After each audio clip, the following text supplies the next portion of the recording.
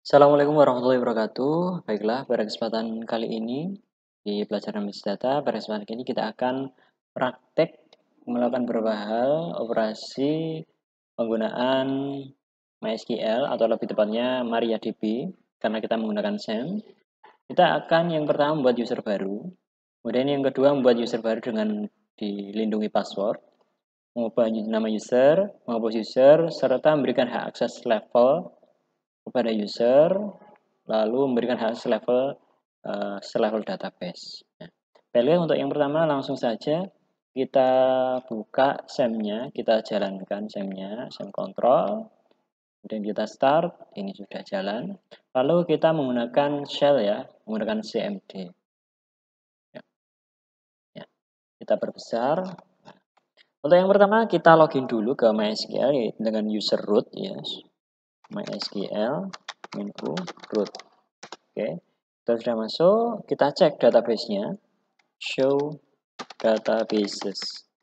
Oke, di sini ada banyak sekali database, ada 1, 2, 3, 4, 5, 6, 7, 8, 9, 10, 11, 12, 13, 14, 15. Ada 15 database. Nah, oke, baiklah, langsung menuju yang pertama, yaitu kita akan buat user baru. Untuk buat user, maka kita ini tadi sudah login sebagai root ya, usernya sebagai root. Formatnya membuat user yaitu create user nama user. Langsung saja create user, nama usernya admin atau misalkan. Langsung enter, oke, query oke. Nah, untuk mengecek apakah bisa masuk, ya kita logout dulu dari user root /key ya. Oke, kita masuk menggunakan MySQL menu, nah, spasi nama user admin 1. Oke, kita sudah masuk ini sebagai user admin 1. Sekarang coba kita cek menggunakan show database apakah sama. Ya, tentunya berbeda. Admin 1 hanya bisa mengakses satu database saja, sedangkan user root bisa mengakses banyak database. Seperti itu. Oke, sudah fix. Kemudian yang selanjutnya kita membuat user baru dengan dilindungi password. Ini nanti agar lebih secure ya. Kita logout dulu. Kita logout dulu dengan /key. Ya. Kemudian kita login menggunakan user root. Lalu kita create user lagi. Formatnya adalah create user. Lalu nama user ini tanda petik 1 ya. Nama user, misalkan nama usernya admin 2, petik add tanpa spasi, petik lagi add localhost, petik lagi identified by passwordnya admin 2, passwordnya admin 2, usernya admin 2, passwordnya admin 2, titik koma, enter. Oke, sudah berhasil. Lalu kita cek database-nya, show database. Wah, ini sama, admin 2 add localhost bisa membuka semua database. Nah, seperti ini ya. Kemudian, kenapa kok seperti ini? Karena tadi sebenarnya sebelumnya saya sudah membuat admin 2 dan bisa mengakses semua ini. Selanjutnya kita akan logout dulu. Oh ya, mohon maaf, ini tadi kan kita usernya root ya, sehingga bisa mengakses database ini. Kita perlu logout dulu dari user root ini. Lalu kita login menggunakan usernya admin 2. Tentu saja ini error. Kenapa error? Karena admin 2 ini ada passwordnya. Sehingga kalau kita mau login menggunakan admin 2, kita kasih strip P. Ya, P ini passwordnya. U usernya admin, P-nya ini passwordnya. Kita enter dulu. Nanti akan ada indikasi untuk masukkan password. Nah, ini baru kita masukkan. Admin 2. Enter. Nah, ini kita sudah masuk sebagai admin 2. Coba kita cek show database. Ya, admin 2 hanya bisa membuka database information schema.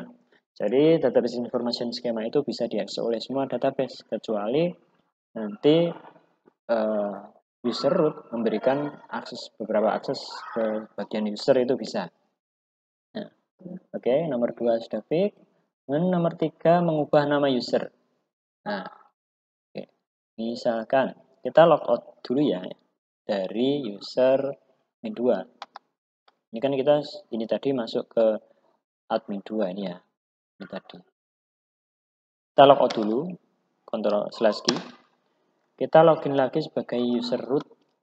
Nah, kita ingin merubah nama admin 1 menjadi admin 3. Atau kita ganti admin utama gitu ya. Formnya adalah rename user at localhost to nama user baru.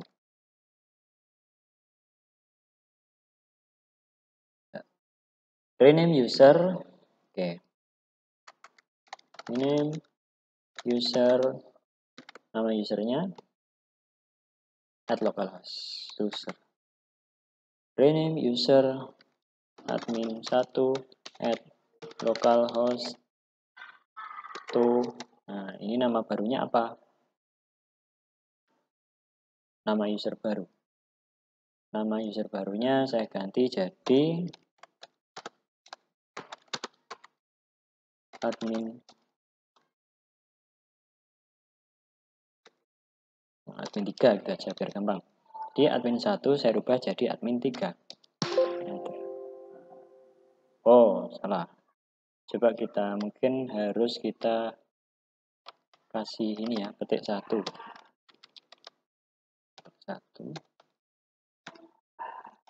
Petik 1.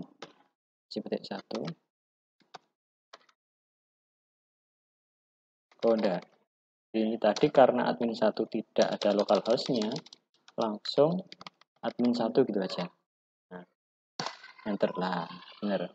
Kenapa kok seperti itu? Karena tadi yang add localhost itu adalah admin 2. Ketika kita tadi membuat admin 1, itu tidak ada embel-embel localhost-nya. Yang tadi ya. Create.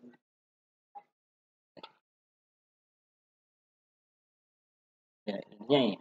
Ketika create user, nama user tadi kita nggak masukkan localhost. Tapi ketika membuat user admin 2, tadi add localhost. Jadi ketika merubah user yang pertama tadi, admin 1, cukup rename user admin 1 to nama user baru. Jadi pada saat ini, nama user admin 1 sudah berubah menjadi admin 3. Kita buktikan sekarang. Coba sekarang kita logout dulu. Meski coba kita sekarang login menggunakan MySQL menu admin 1. Error. Nggak ada ya. Admin 1 nggak ada. Sekarang coba kita masuk menggunakan admin 3. Nah, ini baru sudah bisa masuk. Apakah database-nya sama? Sama. Ya, seperti itu. Nah, sekarang selanjutnya kita akan logout lagi dan login ke root lagi, MySQL menu root. Lalu kita menghapus user. Ya, menghapus user. Karena tadi admin 1 sudah berubah menjadi admin 3, sekarang kita ingin menghapus user admin 3. Nah, ini kita sudah masuk sebagai root ya. Formatnya adalah drop user, nama user admin 3. Langsung titik koma enter. Oke. Admin 3 sudah tidak ada. Ketika kita logout dan kita login menggunakan admin 3 sudah tidak bisa. Admin 1 juga tidak bisa. Ya. Tidak bisa karena usernya sudah tidak ada. Itu. Nah, sekarang lanjut yang kelima. Memberikan akses global. Ya. Maksudnya apa? Ya, tadi kan ketika kita masuk sebagai admin 2, ini kita login admin 2 ya. Passwordnya admin 2. Kita show database. Ini admin 2 hanya bisa mengakses database information schema. Seperti itu. Nah, bagaimana agar bisa mengakses database yang banyak tadi? Ya, dengan cara memberikan hak akses level global. Ya. Yang pertama kita ingin memberikan akses level database dulu ya. Ini saya balik ya. Saya balik.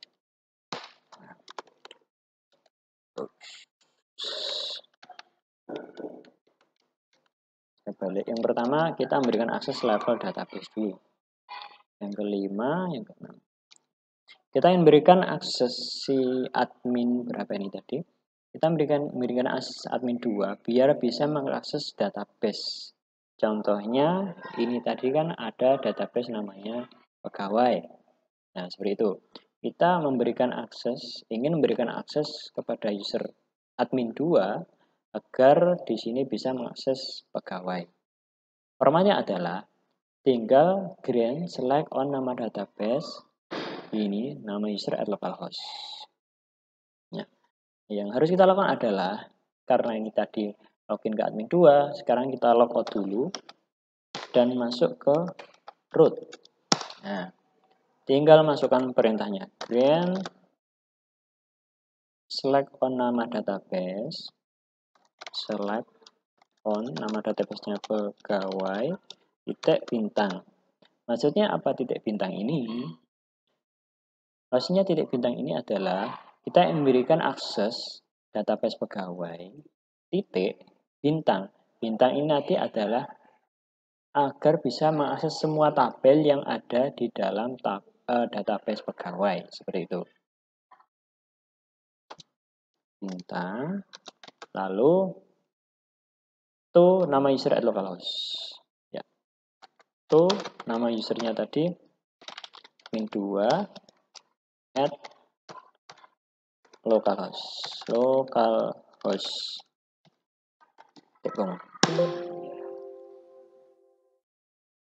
Oh, ada bermasalah. Admin 2. Oke. Kita coba lagi, lalu tidak ada error. Oke. Jadi ini nggak tahu ya, ini kok 2 kali. Yang pertama error, tapi yang kedua ini sudah oke, sudah sukses.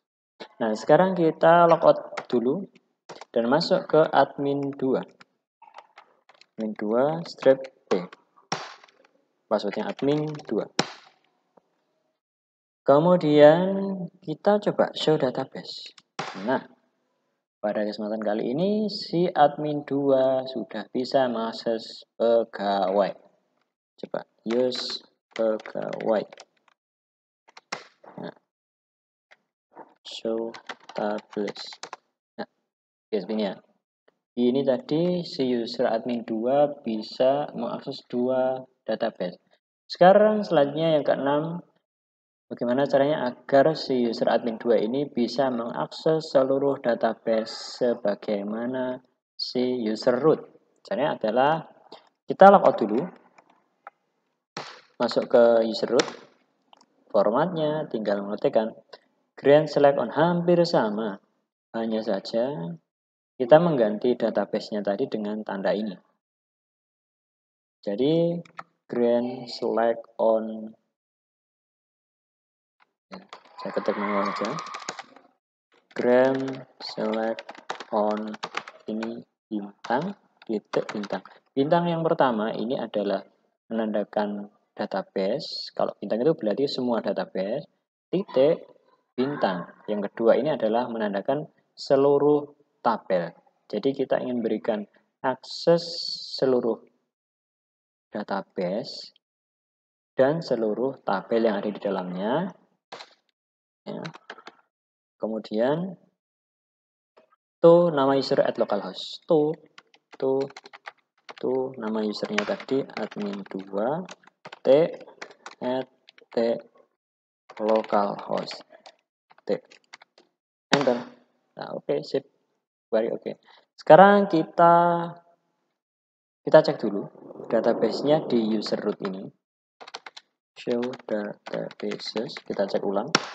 Jumlah database-nya mulai habis sampai Zia CBT. Di sini ada 23, 4, 5, 6, 7, 8, 9, 10, 11, 12, 13, 14. Ada 15 database. Sekarang kita logout dulu dan masuk ke user admin 2. Passwordnya admin 2. Nah, Nah, ini kita sudah masuk ke admin 2. Dan kemudian kita cek show database. Nah, otomatis database-nya semuanya sudah muncul dan si admin 2 sekarang sudah bisa menggunakan seluruh database bagaimana sama dengan hanya user root. Oke, ya. Seperti itu. Nah, sekarang karena ini sudah selesai, kita bisa quit, kita bisa tutup. Nah, sebagai pengecekan, kalau kita masuk ke SAM ya, kita bisa mengeceknya menggunakan MySQL admin ini ya. Kita cek di tabel user account. Di sini yang masih ada usernya admin 2. Kemudian passwordnya yes, berarti ini ada passwordnya. Seperti itu. Ya. Untuk menghapus user kita gampang saja kalau menggunakan phpMyAdmin ini ya. Tinggal centang, kemudian di sini ada go ini ya. Untuk menghapus ya, remove selected user account, go nanti dihapus. Kita praktekkan. Oke. Ini tidak usah drop database karena kalau kita centang nanti databasenya ikut kehapus seperti itu. Kira-kira seperti itu. Kita go saja untuk menghapus admin 2 ini. Go. Oke. Nah, oke, admin 2 sudah tidak ada. Otomatis kalau kita login lagi menggunakan ini MySQL min u admin 2 min p sudah tidak bisa harusnya. Ya. Nah, ini memasukkan password. Tapi tidak bisa karena usernya sudah tidak ada. Ya, kita stop. Ya, mungkin demikianlah untuk tutorial kali ini. Apabila ada kurang lebihnya mohon maaf. Assalamualaikum warahmatullahi wabarakatuh.